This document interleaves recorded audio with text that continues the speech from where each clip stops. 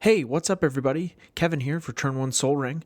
Please remember to rate, review, and comment on our content wherever you listen to the show. It really helps us out. We appreciate each and every one of you. Now let's get to the show. Turn 1 Soul Ring. Ready? Are you sketty? No, not. You know, Eric's not sketty, but he's ready. Ooh, so glad I switched to a laptop. Now I can be like you guys. Isn't it nice? And you've got that big trackpad. Oh yeah. I got this tiny trackpad. Eric's using a mouse. I love this trackpad. Because trackpads are shit. Oh, not Apple ones. No, they're still shit. No, they're great. No, A mouse. This trackpad's great because it doesn't register a click until you actually press. Yeah. Sure. But still, using a mouse like- over a trackpad in any situation is better. Fuck you. But also, that mouse can't track side to side, and an Apple mouse can, What do you mean? which makes it Like scroll. scroll side to side. I mean, so I'm not that if zoomed you in, have but a like document or anything that you want to go side to side instead of just up and down, that can't go side to side. I just. Oh, Press- you get, yeah, I but just- with an Apple mouse or a trackpad, you don't need to do that. Sure, but I can just press the shift button and then do it. Yeah, well, Understand your goals. that's just extra, which makes it worse. Gives me more. It gives But me. It gives me more control. Can you do this? Oh, hang on. No, it just makes you work harder. No, Can it's you do this? Of course, it makes you work harder because in my situation, I'm using one hand and I Yeah. can use this hand for whatever else I want, or nothing. You're using two hands, which is more work. Want to check them out? but it's still giving me like I'm yeah. just zooming in. You don't have the freedom of movement with a trackpad though. You know, but with an Apple mouse, you have the mouse and you I have the see, yeah. trackpad on the mouse On as the well. mouse, too. So you have a trackpad with your index finger, and then you have the mouse. Also, you don't have all those moving parts. Ooh. Yeah, moving parts are good. Yeah, fuck moving parts. Don't need those moving parts. Ooh. Yeah. And that like that sound, ooh. It's like a cheap sound. Oh, it's so nice. Having that nice tactile feedback. Well, and like the Apple mouse, it's a different click sound. But like that mouse sound, it's so it's like cheap sounding. The interesting thing about this trackpad is it's not it feels like click it. It feels like a physical click, right? Yeah. But it's not. It's just the haptic feedback. Yeah, it's the and haptics. it's like the button on newer iPhones. Yeah. Or they don't have buttons anymore, Yeah. but the newer phones or the Like slightly the 7 and the 8. yeah, they have the click, but when the Yeah. phone is off, you don't feel that. Yeah. Yeah. Crazy times. Yeah. Ooh boy. All right. Well, we've been recording this whole time. Oh, sweet. Great. Arguing about which is better. But we're gonna get to the show now. Okay, great. You guys ready? Mm-hmm. All right. Well, welcome to another episode of Turn 1 Soul Ring. I'm Kevin. And I'm Eric. And I'm Riley. Nice. Hey, Riley. Whoa. Yes, guest host Riley is joining us again to enlighten us about the limited format. Eric's going to enlighten us as well. I don't have a lot to add here. I enjoy limited. I do, yeah. I hope I can, impart some wisdom. Let's hope so. So how's everybody doing today? Good. Feeling pretty good. Yeah.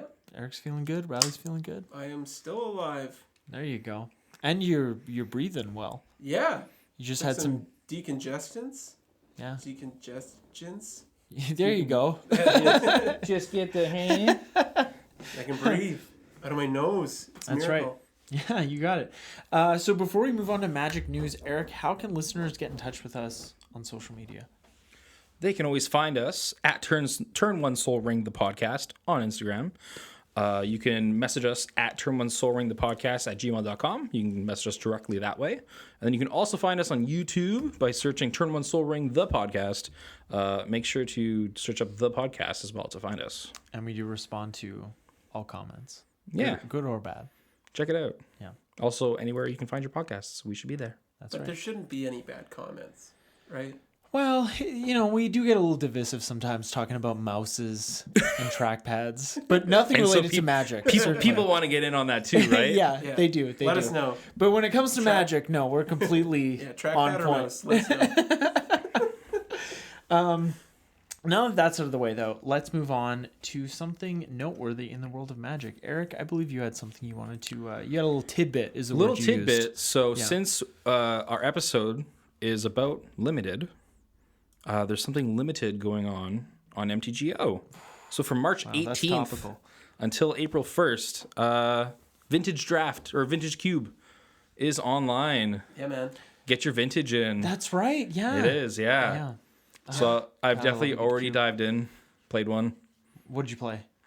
The what did you main draft? the main part of the deck was to what's that card? I don't know. You got to tell us. I just had it in my head too. Shoot. But basically, I had Progenitus. Okay. It's like That was- sneaking show or something That like that. that was in the deck, and then Natural Order. Okay. Yeah, because that's a tutor as well. So you sack a green creature, grab a green creature out of our deck, and put it on the battlefield. Yeah. So we could do things like, and I got 2 pieces of power, Mox Emerald and Mox, what's the Mox Jet Sapphire or Is black is jet. Jet? Black is Yeah. Jet, yeah. So I had 2 of those. So probably the coolest play was I had a turn 1 and played Mox Jet and a Forest, and then I got to Green Sun Zenith for a Mana Dork. Turn 2, Natural Order the Mana Dork, get Progenitus out of the deck. Yeah, that will win. Nice. so Assuming they don't have gross. an edict. It's like, effect. yeah. The opponent presumed to scoop the game. Oh, that's Yeah. so much fun. Oh, yeah. That's pretty spicy. Big, powerful stuff. Yeah, so get on that if you're on MTGO. Is it? And did you do that Phantom? It's always Phantom. It's always yeah. Phantom. Oh, yeah. Just cracking black lotuses. Yeah. And what does that cost? Like that Phantom draft or Phantom Vintage Cube? So they draft? cost 10 tickets or 100 play points. A ticket is $1 US. Okay, Yeah. cool. So if you played a lot, you can just get in with play points. But then yeah, it's like $10 US to end up doing a Vintage Cube. Yeah. It's always a good time. Yeah, and if you it's 3 rounds. If you go 0-3, you don't get anything. 1 and 2, you get 50 play points. 2-1, you get 100 play points. And then 3-0, you do get 150 play points and a little treasure chest to open up and actually get cards. Cool. So if you at least go 2-1, you can still just keep going. Yeah. Yeah, and in real life, if you just know somebody that has a Vintage Cube, you can just play for free. You can just play it, yeah. over and over again. Man, I wish I was friends with somebody who owned a vintage cube. Well, we have a friend that has a Legacy Cube.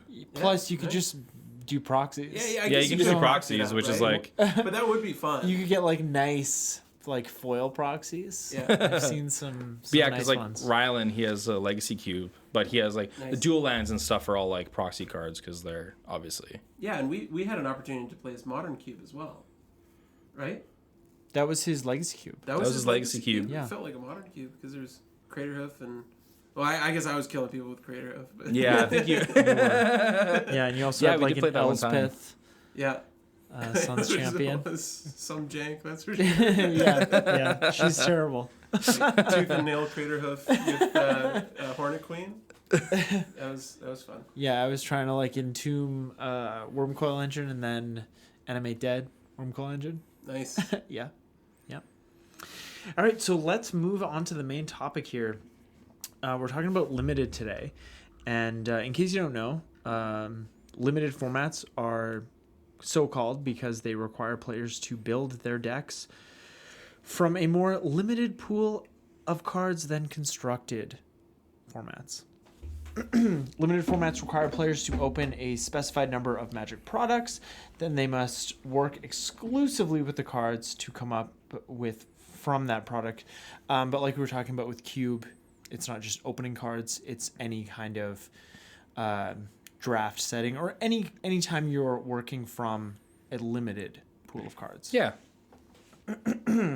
So yeah, we have booster draft, we have sealed, and there are also various forms of draft formats, right? Like we talked about Cube, and I've also, there's Rochester draft, which is sort of the inception of the draft format. It's what R&D did originally when the game was brand new. And they also have done that at some bigger tournaments. Yeah. Yes. Yeah. Something kind of interesting about the limited format that I didn't really think about. I knew this when I started doing research for this episode, but I didn't really think about it, is you can have... there's no limit to the amount of duplicates you can have in a deck. Correct. Yeah. The only exception I can think of is the card Seven Dwarves from Throne of Eldraine. Because Seven Dwarves specifically mentions that you can have up to 7 copies of Seven Dwarfs in your deck. Right. So but- it's like one of the few cases where it actually puts a cap on the amount of cards that you can have in a yeah. deck. Yeah, that's right. So in yeah. that super rare case, Yeah. you would actually see 8. Yeah. Can't But take that otherwise- 8th one. Otherwise, all your cards are basically like Rat Colony. Like Yeah. you can have as many copies as you end up drafting, Right. or cracking open your sealed pool. Yeah, and the thing about I looked into Rochester drafts a little bit, and it's a draft format where one booster is opened at a time instead of every player opening their own pack. The 15 cards are laid out on the table, and players are given about 20 seconds to review their choices. After that, players take turns picking one card at a time to build their decks. So the greatest difference between booster draft and Rochester format is that it's the amount of information available to players. It's sort of like a telepathy effect.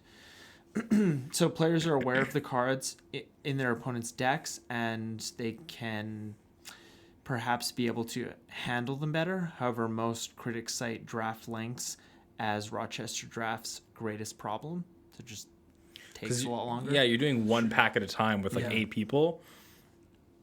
24 packs. Yeah. It's going to take a while. Yeah, and apparently this form of draft was first used to showcase the game of Magic back in 1993 in Rochester, New York. So Yo, that's where the name that's cool. comes from. Yeah. Did not know that. Yeah. Fun fact. The more Yeah. you know. Yeah, and in case you don't know, a limited deck has to contain a minimum of 40 cards. There's no maximum deck size, like in all other formats of Magic except Commander. Yeah. Funny thing about Pokemon, going a little off topic here. You know I love me some Pokemon. I know you do. I wonder if that's like a weird thing about having children. You start to think about Pokemon more. Yeah. Well, Because, like, you they're know, cute. they're cute. I think they just lend themselves more to a younger audience. For sure. So, like, you know, I want to get Violet into, you know, I want her to be interested in whatever she's interested in. But mainly Magic. Mainly Magic, yeah. Or just games in general. But I think, like, Pokemon's a good stepping stone. Yeah. But anyways. What's interesting about Pokemon that I didn't know, I don't know if this is interesting, but it's 60 cards. That's it. You can't have more, you can't have less. Yeah. You gotta have 60 across the 3 main formats. That's it. But I think that's a good starting block for like young kids or anybody coming into the trading card game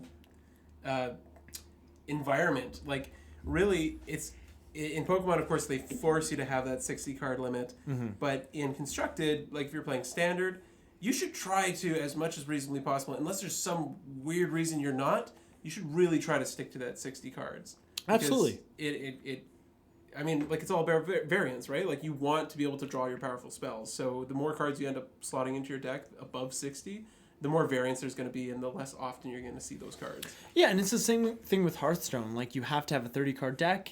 If you have less than a 30 card deck, you can't play that deck. Yeah. You know, in the digital client. So, you know, there are no restrictions on the number of cards. Well, I guess talking about this, the sideboarding aspect of limited. So in limited, in a draft setting, you would draft 45 cards. Any cards that don't end up in your playable deck are your sideboard. Yep. And you can swap out any number of those. So from that perspective, you do have a lot more leeway in terms of your sideboard. You can almost build 2 different decks with 2 different strategies.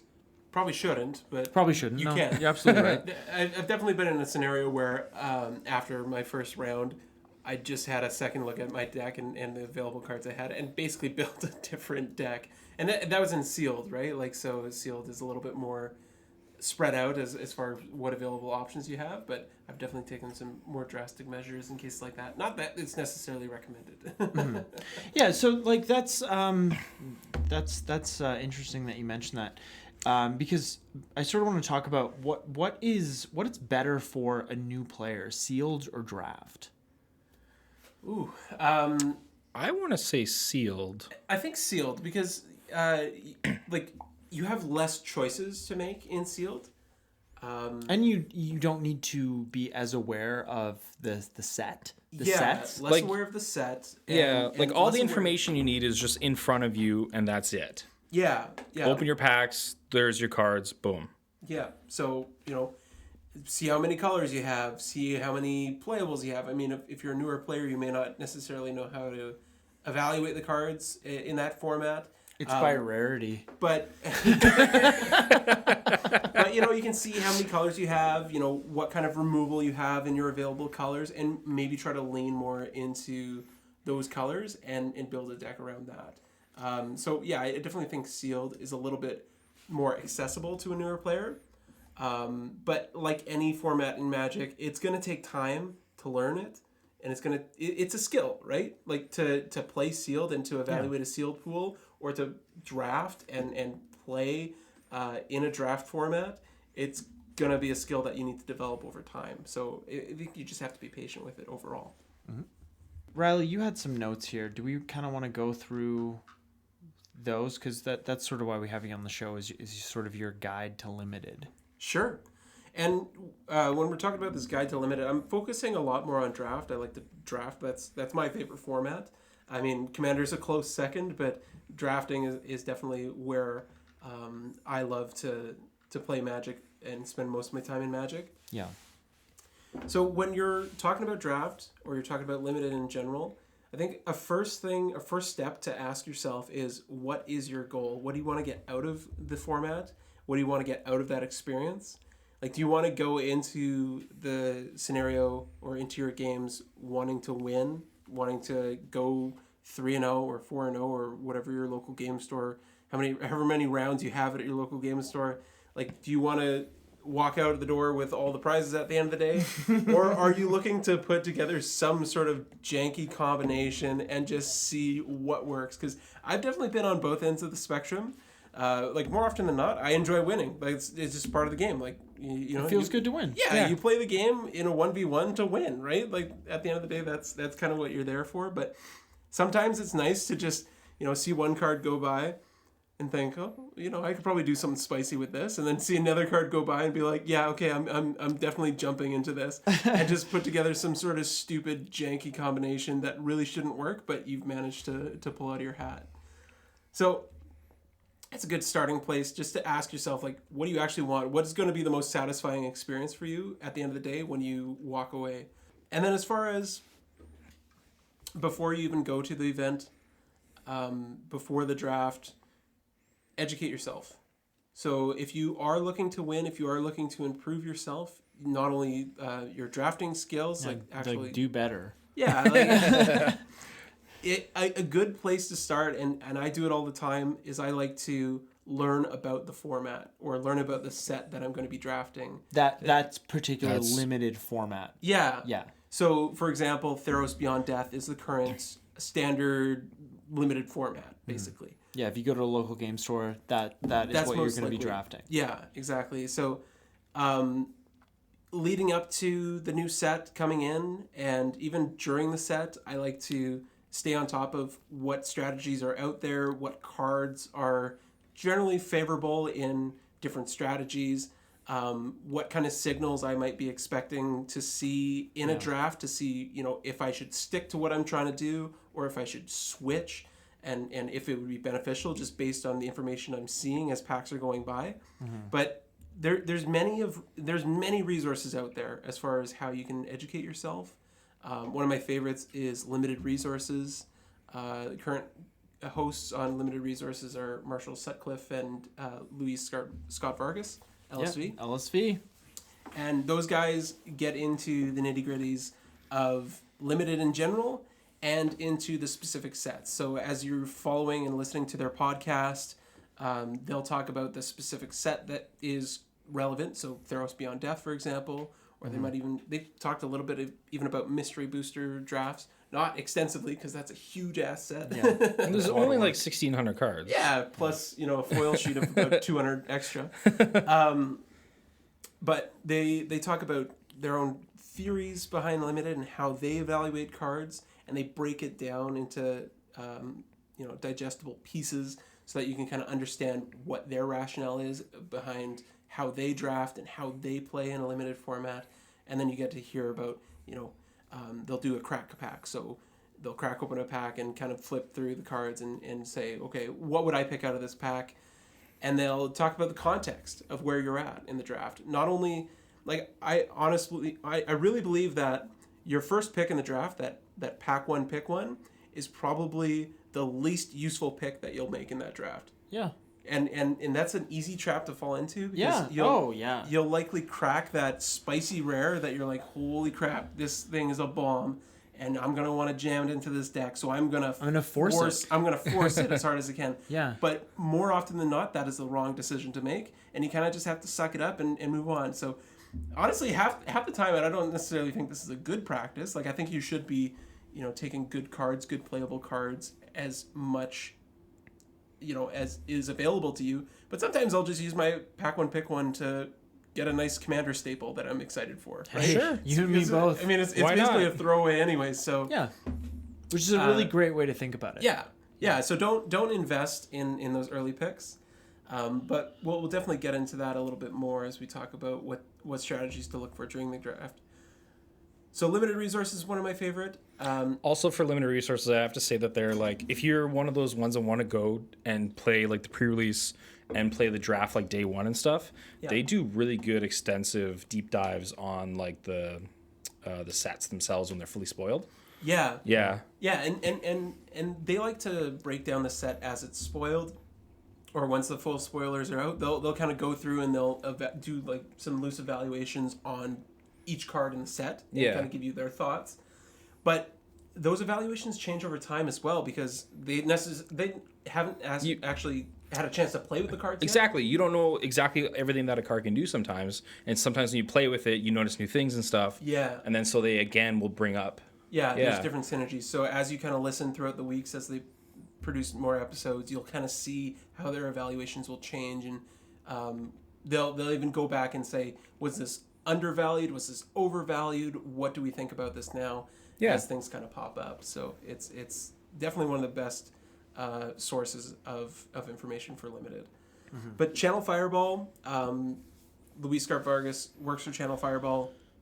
He does his limited set reviews on paper, so he'll have a series of articles that come out that break down those evaluations when a new set comes out as well. So if you want to look at a glance what Luis thinks about a certain card, he breaks that all down. Tulare Community College, the professor, has a number of series based around limited, and some of those videos are a little bit older, but there's still some good stuff in there, especially for newer players. It's very accessible. And those are very in like bite-sized chunks as well. Like they're good like 15-20 minutes. Like and he has his tutor series as well, which talks about a number of Tulare Wins, I think it's called, right? I think that's the one where he just rants about things, but he has a Tulare tutor series where he basically, they're like mini classes, so to speak. Okay. So he does it on a number of different formats, but limited included.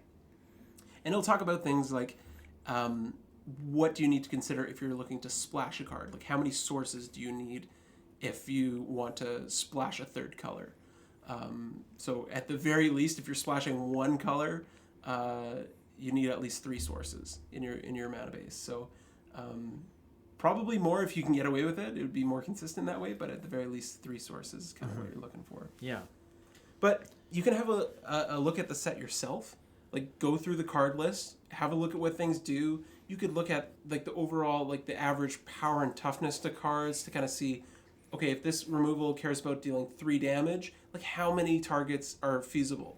Like even looking at things like that can give you a little bit of an edge as well. Absolutely. And like for example, speaking of Theros, you could see that a lot of creatures have like small toughness, small power, big toughness, and you're like, okay, a lot of like the combat is going to be a little more stalematey, more double blocks happening and stuff because of how a lot of the creatures are positioned. Yep. Pre-evaluate the cards. So basically take all that information that you've gathered, look at the cards, kind of give your own evaluation to those. Consider what kind of format you're in. So if you're in drafting Theros Beyond Death or whatever format's currently out there, Is it a standard set that you're drafting? Is it a chaos draft? So everybody's bringing different packs to the table. I mean, for chaos drafts, there's a whole you can't really educate yourself beforehand. Not really. Aside to just sticking to the basics, like drafting, looking for that removal, looking for card advantage, looking for things that just affect the board state, looking for ways to fix your mana. I find fixing your mana in Chaos Draft can be valuable because you never know what kind of janky card that somebody else can't play, but maybe you can play because you've focused a little bit on fixing your mana. That's a really good tip, actually. Or if you're playing Cube. So Cube's a big one for that. Yeah, Cube is huge into like I mean, Limited Resources has a few episodes on Cube as well. And what LSV stresses is that you should really focus on that low mana interaction. So having your curve as low as possible, or having cards that have powerful effects at a low cost, so that you can basically prepare yourself or protect yourself to the point where you can get to that late game. And a big thing for like newer players, I think, as well in Cube is that like they don't want to pick the lands because it's not the card that does something. Yeah. But if you get a fetch land or you get in those dual lands, that's actually like sometimes you want to pick that. Yeah, it opens up so many more doors. And many more directions that you can go. Because having the lands to be able to play spells is how you play Magic. Yeah, and if we're talking about something like Vintage Cube, Yeah. that cube is packed full of powerful cards throughout Magic's history. So you're bound to find something that is going to help you win the game. And if you focus a little bit more on, making your game plan work a little bit more efficiently, or protecting yourself in that early game to make sure you're not dying on, turn 3, that's going to go a long way as to get you more wins in the end. Very much so. Oh, yeah. All right. Well, why don't we talk a little bit about during the draft? Sure. So It's my favorite part. during the draft, or let's for those of who haven't maybe even drafted before at all, going into draft, how it starts off, you get seated around a table. There's 8 of you. Everyone gets 3 packs. Ideally, 8 of you. Ideally. Sometimes there's less, sometimes there's more. And then you're going to open your first pack. You're going to take a card and you're going to pass it on. And that's going to go till all the packs are opened. And usually how things go is you're going to pass the first pack. You're always going to pass left. Second pack, you always pass the right. Third pack, you always pass the left again. This may seem like very simple information, but even like for myself, I went and drafted the mystery booster, and there were people who weren't paying attention, and the draft got messed up, and people didn't get the proper amount of cards because people weren't paying attention to how you're supposed to just do the actual draft. It's like left, right, left, left, left, left, right, left. Like, but you just need to pay attention to the first 3. The rest just concerns if you're in the military. Sure. And then I liked your first point, like don't get attached to your first pick. Yeah. I think that's a really big thing to try and like get over. And sometimes with like your first pack, you can just like really pick. If you pick like different color cards for your first 3 packs, that's not like the end of the world. No, you can change gears at pack 2. Yeah. Yeah. Yep. Probably still make out with a decent deck. Yeah. If you're changing gears pack 3, that's a little. Yeah, you're living on the edge. Living in the fridge. And then just to like touch on the colors, like we were saying, 2 colors is like good. It is possible to splash a third. Don't be scared if you maybe have some like really prime removal cards in a different color or something like that. It is possible to, in limited, like actually play a third color. It is a little bit more difficult, and if you are planning to do this, fixing is a big thing as well. For sure. And in the sets where, in the basic land slot, you have a dual land like Ravnica or the Khans block, it's much easier to be able to play those cards, and those sets support that because those are also sets that have a lot more dual colored cards. Exactly. And a lot of the times, like, WotC will make sure to put in cards for mana fixing. There's usually a gold land. You're going to have to, like, pay a mana to tap it to make a color of any mana. But Yeah, that's filter something, you can card. filter and stuff like that. Stuff exists usually. Or there's always those Artifacts that let you pay one, search for a basic land, put it in your hand. Yeah. Right. Yeah. One sacrifice. Yeah. Yeah, Yeah. so that's like Traveler's Amulet in Yeah. Theros Beyond Death. Totally. I mean, Theros Beyond Death also has the Scrylands at rare. So sometimes those will be passed to you because people don't necessarily prioritize those lands. I mean, they're not necessarily inherently valuable by any means. They're a couple bucks, so I don't think people are scared to pass them. They really needed a reprint though. They're No, dying. they're All right. But yeah, for sure. If you are looking to splash, then hopefully you can get a land that helps you do that. But otherwise, like if you're just looking to splash one card of a different color outside of the two colors that you're already drafting, just think about like having at least 3 sources of that mana. So you have to think about how that impacts your primary game plan as well, because if you are, starting with 17 lands, for example, and using three of those slots for your splash color, that leaves 7 other lands for your other available colors, which is fine. Like if you have an even split of your other 2 colors, that's fine. But if you're a little bit, say you're black green, and you're a little bit weighted towards black, and you find that you need to run a couple extra swamps, you don't necessarily want to cut too low on your forest to the point where now it's difficult for you to get your green sources. So you really have to kind of balance. It's a tough balance. So if you are split evenly, you can probably get away with, throwing in, 3 mountains to splash red. But otherwise, hopefully you have that fixing, that Traveler's Amulet, that Unknown Shores, or whatever, just to help splash. Assuming that it's a powerful enough card that it's worth splashing, because sometimes it's not even worth it. You are better off just playing like a playable in that slot. and sticking with the 2 colors. Yeah, just to keep it more consistent. And the other thing sometimes you have to watch is like sometimes people will have their cards and they'll just count the colored pips on all the cards. Yeah. But then in a situation where you have 3 colors and you're cutting colors of you're cutting like more force, like you were saying. Yeah. But it's like a lot of your force cards are at the low end, but you have more high end black. A problem with that is then you're not going to have the green mana to play your lower cost spells early in the game because you have less of a variance chance to pick up those cards as well. Yeah. So it's not just about how many colored pips are in there. It is also like, when am I going to draw these cards? When am I going to have to play these cards? Yeah. So you kind of have to consider your curve in the context of like, how is your mana base split? Yeah. Yeah. Yeah, it is very much a format that's determined by rationality and less by emotion. I know this is the game that is based very much in making the right decisions when deck building and not bringing emotion into it. But this format specifically, you do need to be cutthroat in the math in how you build your deck. And you can't be like, oh, this card's like almost there. You don't want to be almost there. Yeah. You need to be there. Yeah. And sometimes people are like, oh, I really like these cards. I'm going to run 42 cards, But you still keep 17 lands in there. And now that's, again, shifting the percentage to draw cards. And All right. For anybody looking to draft, I strongly urge you to stick to 40 cards. I mean, there's few circumstances where you would go above that. But if you do go above that, you need to adjust your mana base to compensate for that. But just as a rule of thumb, to keep it simple, stick to 40 cards, please. Please. just stick to 40. You're going to have a better time. Yeah. Yeah. 40 cards, 17 lands, you won't go wrong. If you're in an aggressive deck, you might be able to cut it down to 16 lands.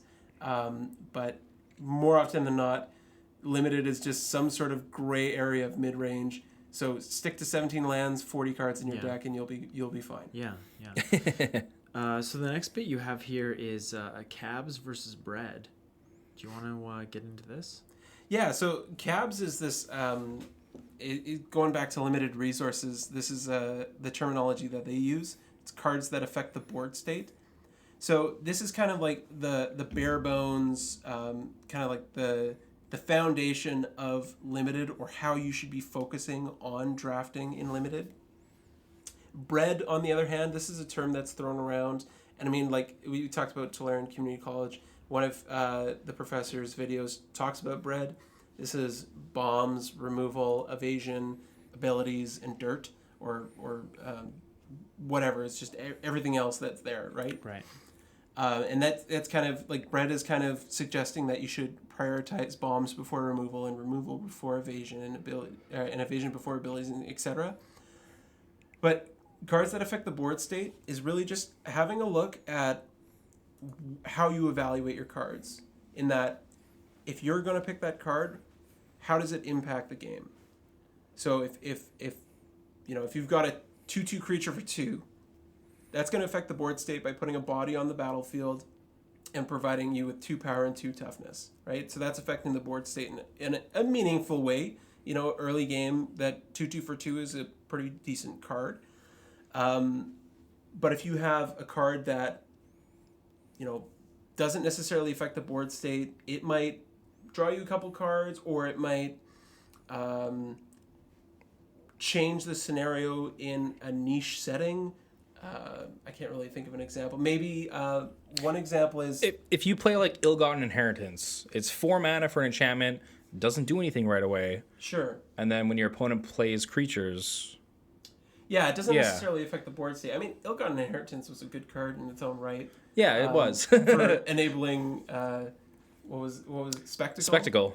For enabling Spectacle, and did help kind of swing your life. So I'd say Ill-Gotten Inheritance did kind of affect the board state, but not necessarily if you're behind on board, right? Because if they have creatures and you're like, I have this 4-mana enchantment, you're like, well, I'm still getting hit in the face. You're gonna pass, right? After Yeah. that? But cards that affect the board state, whether they're putting creatures on your board or taking creatures off your opponent's board, that's kind of just the bare bones, like thinking about how you're going to ultimately play out your game plan. Don't get necessarily too splashy. Don't put in too many abilities. Like, I can think of one from Throne of Eldraine, like the Crystal Slipper. It was an equipment. It gave haste and first strike? It just was haste? It was an artifact equipment. It was 1 in red. It gave haste and +1/+0 to the equipped creature, and I think it equipped for 1. Yeah. So not necessarily a horrible equipment, but if you were in top deck mode and happened to draw that with no creatures on the board, like how bad would you feel? It sucks. Like if you're behind, it's not doing you any favors. So you have to think about every card slot as being something that could potentially impact the game in a meaningful way. And if you're top decking or if you're behind, if you're drawing that card, how happy would you feel about it? Right? So it's a rhetorical question, everyone. But yeah, that's an absolutely fantastic way to think about limited. Every card matters. yeah. Yes. And that's how you should think about your deck in general. But there's just so much more variance when it comes to this format. Yeah. And I mean, it like, of course, there's kind of like 2 games that you're playing here. You're playing a game during the draft, trying to build your deck, and then you're playing a game when you're actually playing the game of Magic, right? Right. Sitting across the table from an opponent and trying to kill them. So Brett, on the other hand, this is suggesting again that bombs are better than removal and etc. But limited resources, they tend to stress that this is not necessarily the best way to think about it, because everything in your draft comes with a certain context about how you've currently built your pool up to that point. You might find that, okay, you've already got a bomb, you've already got ways to get to that bomb, you've got a couple pieces of removal, and now you get past a pack that has a bomb that's in a splashable color and a piece of removal in your color that you could definitely use. Like, what do you pick in that case? So if you're considering the bread method, you're going to go with the bomb, right?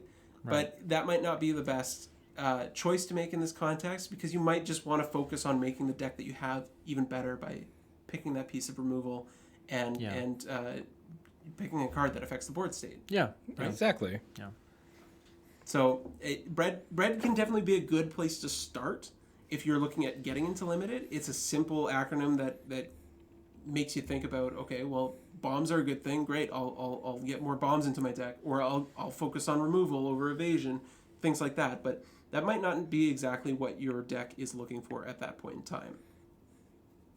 Yeah, and it's sort of like if we think about only having one tool in your toolbox, Yeah. or thinking about this hierarchy of abilities.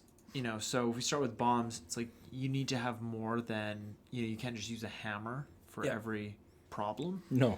So you're right, it is a great place to start off, but I think as you get better at playing limited and actually drafting, you're right, it does become more about context and less about this bombs, removal, evasion abilities. And definitely the more you draft, you're gonna get the skill of like card evaluation. Yeah.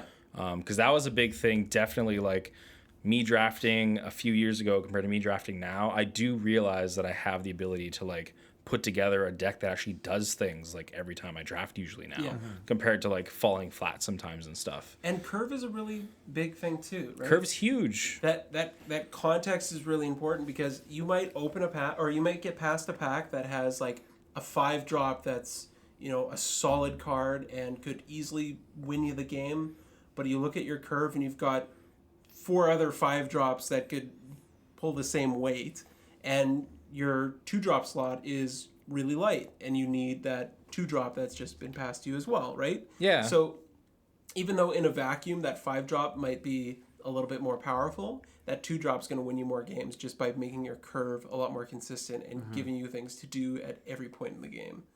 Totally. And that's a really big thing to touch on, because the curve, especially in limited, is something you're going to want to focus on as well. Reason being is in limited, it's hard to do certain things. And so being able to actually be able to play cards On each turn. exactly can make a big difference in your games. Yeah, if you curve out in limited, you're probably going to win that game. Exactly. If you can play a card every turn and you're using up all of your mana, because usually cards that cost more mana Are more powerful, are have more more of powerful. an impact. Exactly. Yeah. And then you were just going to be more ahead of the game, because if you're playing a 2, a 3, and a 4, and then your opponent has like a 2-drop, a 2-drop, and then a 3-drop, your cards are just going to be more powerful, and you're going to have that edge on the game. Yeah, absolutely. No, and when I'm drafting, that's how I order my cards. I mean, that's not the only order I use, but curve order, like mana CMC, is part of that. Yeah. And one thing I like to touch on as well is like I got into this little hole of like I really need to play something every single turn. And sometimes like especially the 1 CMC slot can be a little bit tricky, because if you have a little bit too much there, at late game when you draw that 1 CMC card, you're like, this sucks. That's a real crystal slipper situation. Exactly. I mean, that was 2 CMC, but It's, Don't. it's like Don't. I need this. no, but for sure, you want to consider that. Yeah, like at any point in the game, you could be in top deck mode, and do you really want to be top decking all those 1-drops? And there's some 1-drops that you'd say, yeah, like if I was playing Mystery Booster and I cracked open a Mother of Runes, of course I'm gonna want Mother of Runes. Oh yeah. Or Swords to Plowshares. Yeah, Give me that card. Like, come on, come on, forget about it. Yeah. Now I want 4. Yeah.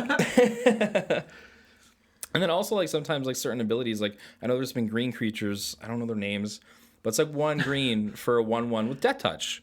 That's actually a really good creature even at the late game, because it can be considered a removal spell. Mogus's favor. Oh yeah. Yeah, you like Yeah, Mogus's favor on the Moss Viper. Move 2 attacks. Yeah. Yeah, but if you don't have the Moses' favor, you just got that blocker. I'm just gonna escape it from my graveyard. Oh god, escape is so good because you can just keep doing it. Yeah, I love Mogus's favor. It's great. And then yeah, like touching again on like the just like kind of like the cards you're looking for. Removal is also a very big thing in limited. Yeah. Yeah, it's always good to like, there are some other strategies where you can like not have to worry about removal possibly, but if you can like go for those, like there's always going to be some situation where your opponent has some really crazy threat that you just really need to deal with. Yeah, and so having that answer to that is something really good. Yeah, just a clean 1-for-1, never hurt nobody. Exactly. And sometimes as well, like talking about removal, you can think if you have like a few really good creatures in your deck, your opponent's probably gonna have removal as well. And so if there's a certain creature that you think is gonna affect the board state more, sometimes it's not best to just like slam it out right away, because if your opponent's holding up mana or something like that, and you see that the colors that they're in, they could be holding up more removal. Yeah. Yeah. So that's always a thing to think about as well. Yeah, but that's during the game, Eric. Sorry, getting a little ahead of myself. Don't get too Yeah, excited. I always take all the removal. I don't care what colors I'm in. I'm just like 5 color good stuff. That's why I don't do great. Yeah, that's why you need this episode, Kevin. But I want to talk a little bit about finding an open lane versus forcing a path. So we talked a little bit about cracking that first rare in your first pack and wanting to, dig your heels into the ground and stick to your guns and force yourself into that deck. It's hard not to. It's Yeah. hard not to. It's very, very enticing to stick with your first pick, right? Because usually it's the most powerful card in the pack, and you're like, whoa, wow, this is amazing. Yeah, I did it. I made it. I made it. I got a deck. Let's play. But more often than not, that's not necessarily the right way to go. And I didn't mention him earlier, but Ben Stark, he's another Magic professional that he has this method called playing or drafting the hard way, which is really evaluating each pack in its own right and seeing which cards are inherently more powerful, and assessing your state in the game and seeing like how does each pack and the cards available in their lineup with what I have, and is it right to basically switch or switch which lane I'm in to find that open lane, and more often than not that will be the more rewarding way to approach the game, because blue might be wide open and you might be in green red and see all these blue cards, these great blue cards coming by, like 6th pick, 7th pick, all these second, third pickable cards in blue, and you might want to switch at that point.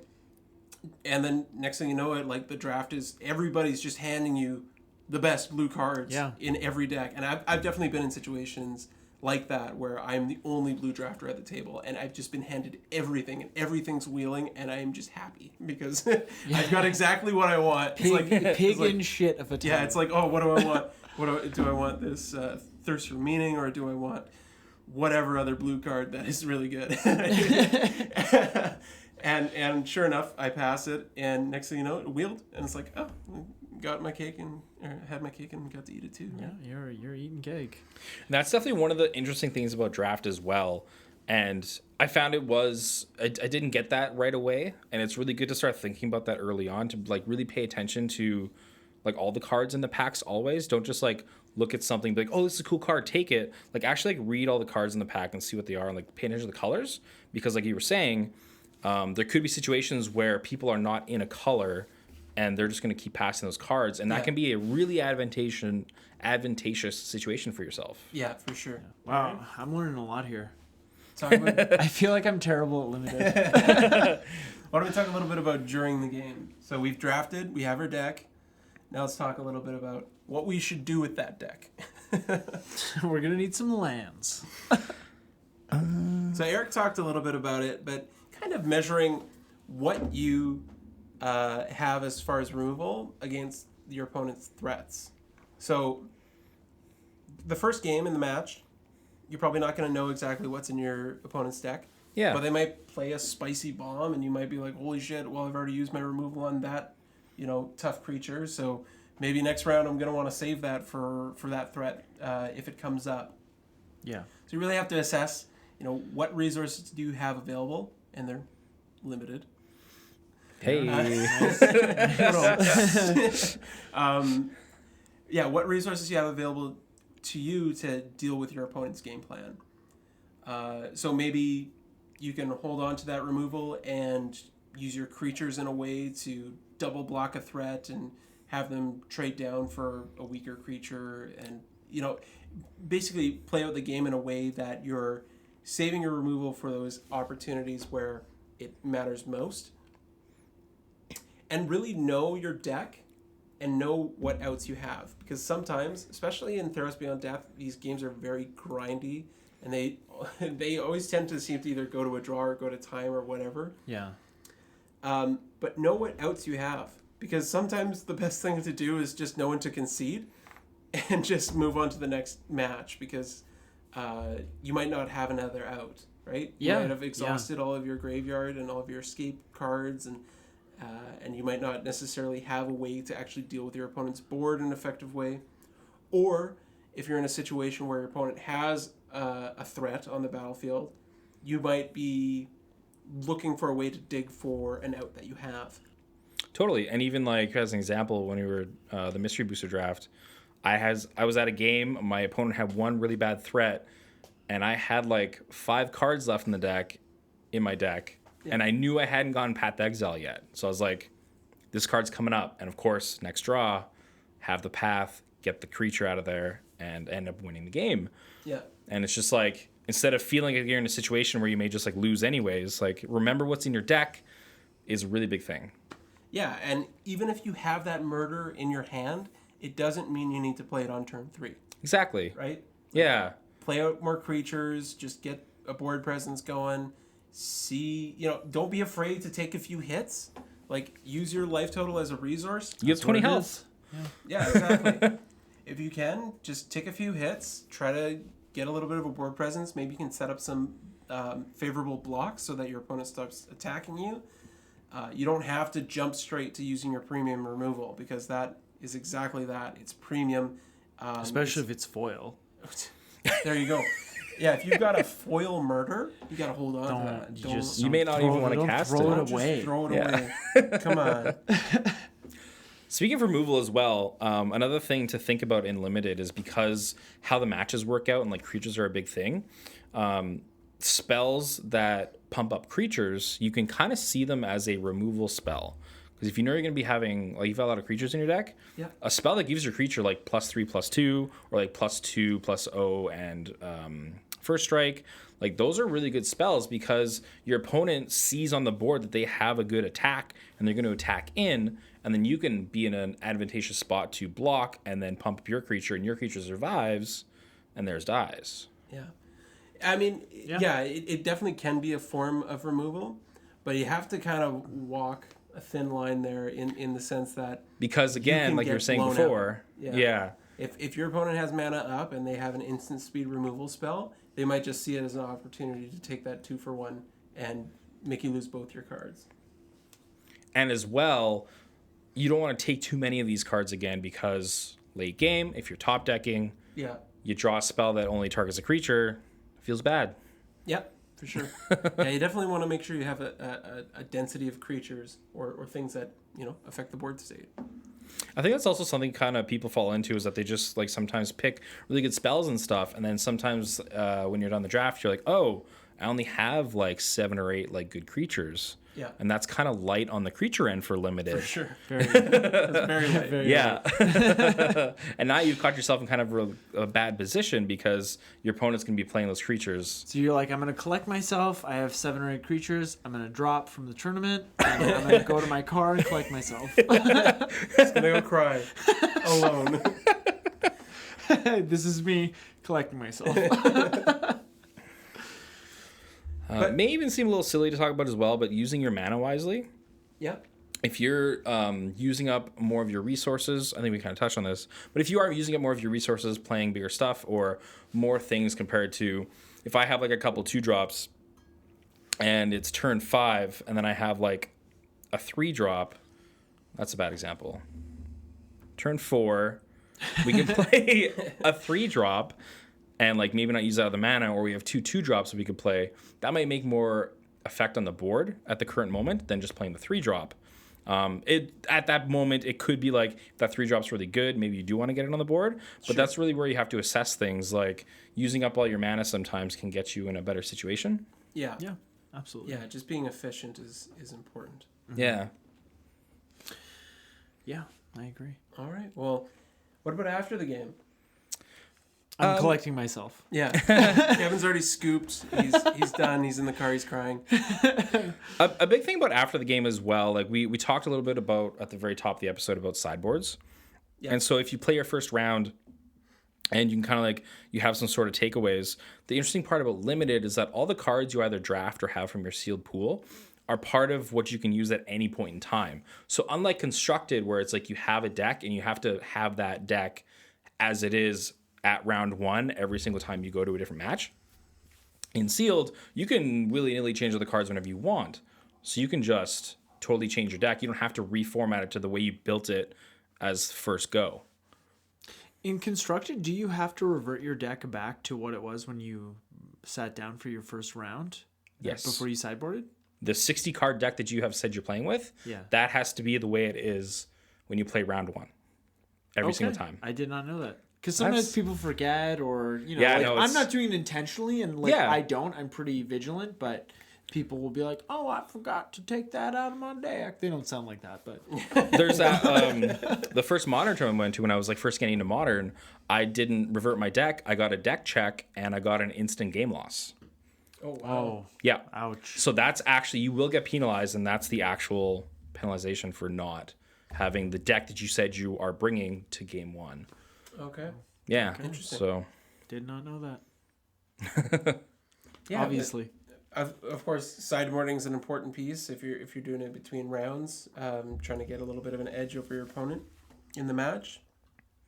But once everything's said and done, and like you're done the tournament and you're going home for the day, reflecting on how it went is really important. Of course, you want to kind of see what went well, what didn't go so well, what kind of rotted in your hand as you played your games, like what you didn't actually get to play or see, how well it actually worked out because it just sat there. Yeah. Which probably didn't work out too well.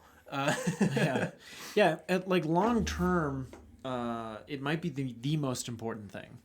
Sure, Yeah. but it's kind of one of those things that you kind of have to take with a grain of salt because it's just one tournament, right? It's just like your one little blip of data in the whole sea of Magic Limited, right? Yeah. So there's still some key things that you want to be cautious about tweaking or altering as you move forward. Like if you say to yourself, I'm never going to play again because I did so bad. yeah. I'm Hey, saying, like, maybe don't do that. yeah. No, like going home and saying, okay, I got milled out. Maybe I should play 45 cards. Don't do that. Be cautious about that. Okay? Or I just flooded out in 2 of my 3 games. Maybe I should play 14 lands instead of 17. Don't do that. So there's definitely those tried and true things that people smarter than I have settled on as this is kind of the way you should do it to give yourself the best edge possible. Yeah. And you don't mess around with that too much. If you want to get a little frisky with the numbers, help yourself. But like just try to stick to the. Yeah, and I totally agree that these are numbers that have been determined by scores of data. Yeah. Oh, yeah. And The numbers are there. The math is done. It's just don't stray too far from it. You have like a one, when it comes to lands and limited, you've got like one slot that you can fluctuate between, maybe 2. And that maybe 2 really depends on that particular limited format. Yeah. That particular limited set. Yeah. If you're playing cube and you open 2 mocks in, then sure, cut a land. Yeah. Like they're basically lands, right? So Yep. But test your findings. If you want to try something a little bit different, don't necessarily jump to conclusions, but test things out, see how it goes. If that goes any better, then you might be onto something. If not, then just try to stick to the basics, come back to the roots, focus on those cards that affect the board state, and try to just draft a simple, straightforward deck. Mm-hmm. Yeah. Another thing, like in between rounds, I found like here, and I'm sure a lot of other people know that like whatever LGS you're at, the people working there are usually like really friendly. And if you really had just like a really bad game one and you don't know maybe what went wrong or something, like don't feel like you can't talk to anybody Or other players. Like if you maybe people are just like hanging out chatting, you're like, hey, I just have this question, and a lot of people will just like openly talk to you and like help you out because Magic is a complicated game. Yeah, for sure. Yeah, and I love talking to people about different choices they can make, or talking to them about how to evaluate a card, or what should be cut for this certain situation, things like that. Yeah. So as another player to a newer player, I'm more than happy to help because exactly that. Magic's complicated, so it's always interesting to talk about these scenarios. Yeah, and in terms of Magic being complicated, don't feel bad about calling a judge. No, for sure. yeah. Calling a judge shouldn't be a negative thing. It should definitely be something that we see as kind of like a learning opportunity, or something that newer players should feel like it's a normal thing to do, just to get an outside perspective and get a more objective standpoint on where things sit in the game. Yeah, and the thing about calling a judge is, you call a judge because there's a misunderstanding, or you're not really understanding what the interaction is at that point in time, so that going forward you do understand and you can inform other players, right? So it is a positive thing overall. Yeah, calling a judge. Sure. And even in some situations, some people who play a lot of Magic, maybe they're not good at explaining how things work, but Absolutely. they know how they work, right? Yeah. And so they can't explain that to you, and you still don't understand. So still calling a judge at that point, there's nothing wrong with that, because they can explain what's going on. Yeah. Yeah. Yeah, you're not tattling. Although it does feel good to be like, judge, teacher, teacher, you forgot to assign us homework. It's like, okay, we're gonna beat him. All right, well, why don't we talk a little bit about some pros and cons of the limited format? Oh yeah. Oh yeah. Boy. I think one of the overarching pros that I have is that you don't have to buy a bunch of expensive format staples. Oh, for sure. It is a very affordable format to play, especially draft. Yeah. It can get expensive if you're doing it, on MTGO and you're doing it over and over and over again. Oh, sure. But if you're just going to FNM once a week, $15. Yeah. $15 a week. Not that bad. And you get entertainment for I like to put it as $15, 4 hours of your time. Absolutely. Yeah. Yeah. That's a great way to And think cards. about it. Like, you might even And then come you out get ahead. Yeah, right? Mm-hmm. You get cards to take home. Don't necessarily bet money on it. Like, I've definitely had drafts go south and, not necessarily crack anything worth of any value. So it's not It necessarily happens. what you're there for, but it definitely happens, right? Yeah. Yeah. One pro that I really like about Limited is it's probably one of the most even playing fields as far as the resources available to you between other players, because you're all working from the same pool of cards, so to speak. So it really comes down to a little bit of variance in the packs, but mostly the skill that you develop over time from playing Limited. Yeah. Yeah. So it's not like, I've got $1,000 to spend on I'm gonna net deck this. a modern deck that, I'm just going to stomp you. You just have to spend more than that, but yeah. Yeah. Well, standard's not quite that expensive. Maybe Pioneer, $1,000. That's unreasonable. Oh, that's a good one. No, there's a deck or two. Oh yeah. So I guess my point is it's not necessarily all focused around how much resources you have available to you, because it's a pretty even playing field, or at least as even as you can get. I think so. Yeah. Yeah. I'd agree with that. Yeah, that's probably one of the biggest things I also really enjoy about the limited format is just the playing field that you're on. And even speaking about doing cubes, that's really fun because there's a certain power level that's kind of situated, and there's sometimes a lot of different really cool niche interactions that you get that you really don't get with other things. Yeah. And it's just a really interesting, fun time. Another pro of Limited is that it's probably the most prolific event at stores. Yeah. So you can always find, if you want to play Magic, and you don't have a lot of, sounds silly, but if you don't have a lot of friends, right, you can go and play Magic at a store. A store near you will be doing an F&M. And it's often draft. Yeah. So you have something that you can go to. Yeah. Yeah. And like we said, they're always friendly people there. Yeah. You can make some friends. Yeah. Also, Even if you call a judge. even if you call a judge. Your judge could be your friend. Your judge could be your friend. Yeah. And this is not as often, but the set releases are usually always a big event. And so if you really want something to look forward to and have a really good time, and just like a lot of things going on. The pre-release events I think are always really fun. Yeah, and then the following weekend is draft weekend. Yeah. Right? You always get to play with those new, fresh cards right away. And then sometimes places even gather together and they do bigger events and stuff. And you could have like little dice rolling games or like other kind of things like that. So Now we have Jumpstart coming up, so you can do that in between your totally your matches. Yeah. Is the word I was looking for. Why not? A big pro that I really enjoy is that it is basically 2 games in one, right? For Right. draft. You've got your draft and then you've got your matches, right? Mm-hmm. Yeah. So that's one of the reasons I like Magic is so fun because there's 2 different aspects of Magic. There's the deck building side and there's the playing side. And I love both of those things. So when you put them into one format and force you to not only pick pieces of a deck and put it all together and then play with that, it's everything I want.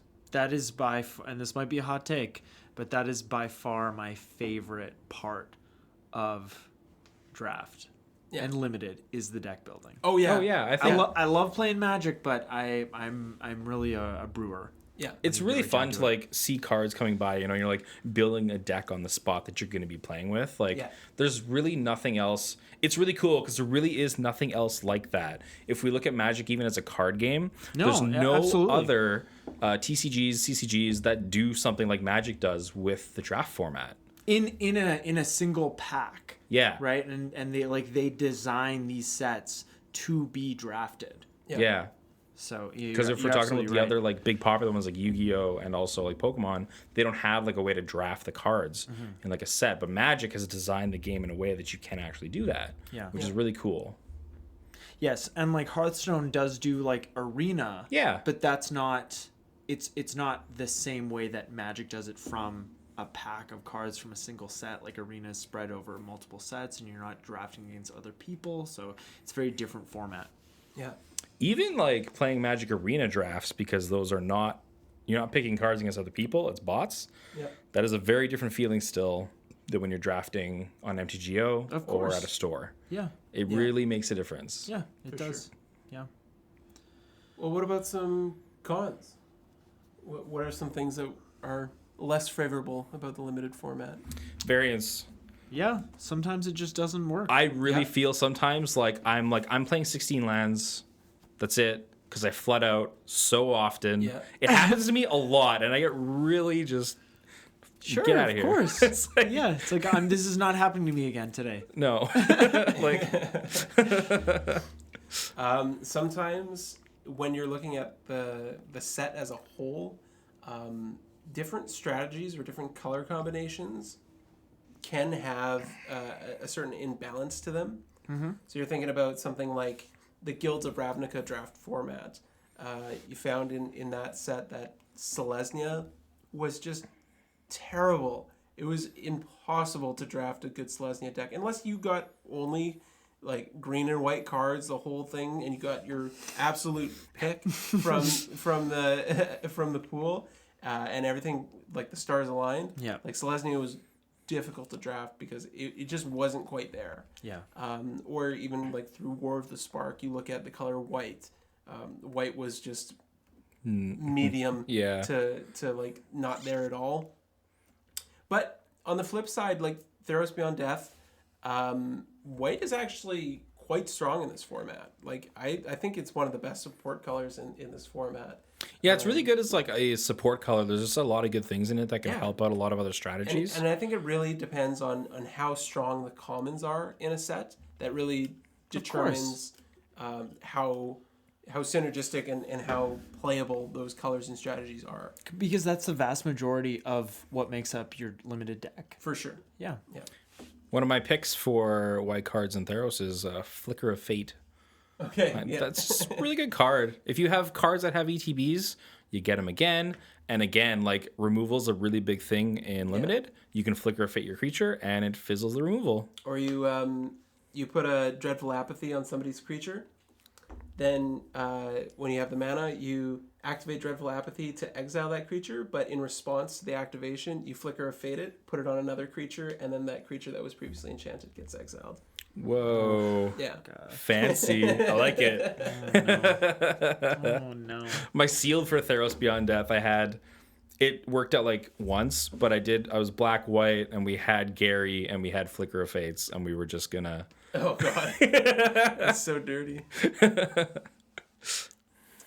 Sometimes in Limited, those bombs, those mythic level bombs, Yep. they don't show up too often. Sometimes they just feel unbeatable. Or in the case of, Theros Beyond Death, like if somebody gets a Dream Trawler, which is just rare, that thing is, if you've ever versed it, it is impossible. It's great. It's just brutal. It's drawing them cards. It's protecting itself. It's getting big. It's a flyer. It's lifelinking, so it's swinging the race in their favor. It's just impossible to beat. Lifelink in Limited is just incredible. Lifelink flying that can give itself hexproof and draws cards. Yeah, that's unbeatable. Yeah, with all the other stuff, makes it better for sure. Also, like I'll never forget, but like in Amonkhet, those gods, oh my god. Oh yeah. They are Even in War of the Spark with the gods that put themselves third from the top. yeah, even though like they just don't go away. Yeah, because you'd exile them, and exiling means remove from the game. But they're like, and go back in I'm going in the deck. library. It doesn't make any sense. That's a whole other rant. I was so done with Kefnet. Kefnet from War of the Spark. Yeah. Yeah. It's a bomb. It's a bomb. All right, everybody. Well, we are going to bring this episode to a close. And we'd like to thank Riley for being on the show again and sharing his limited expertise with us. Again. I It was got to fun meet talking the about president again. Forrest Gump, what a great movie. Yeah, it's classic. Riley, how can we find you on social media? I know how to find you, but how can they find you? Well, if they want to find me, Twitter, you can find me at Riles Dayton. And on Instagram, you can find me at Riley_Dayton. That's right. You can find me on Instagram at Command Beacon. And Eric, where can folks find you? I do also have an Instagram account. It's nerd_Erix, ERYX. Nice. And before you hop to the next episode, go ahead and check out all the links in the show notes, including the one for our March giveaway. And thank you all for listening. Thank y'all for being here and stay safe out there. See you around. Yeah, wash your damn hands. No, it's seriously. Like, seriously. Wash your hands. Yeah. Yeah. Don't go outside. Don't leave your house. Please don't. Riley, what's your PSA? What they said. Turn one soul ring.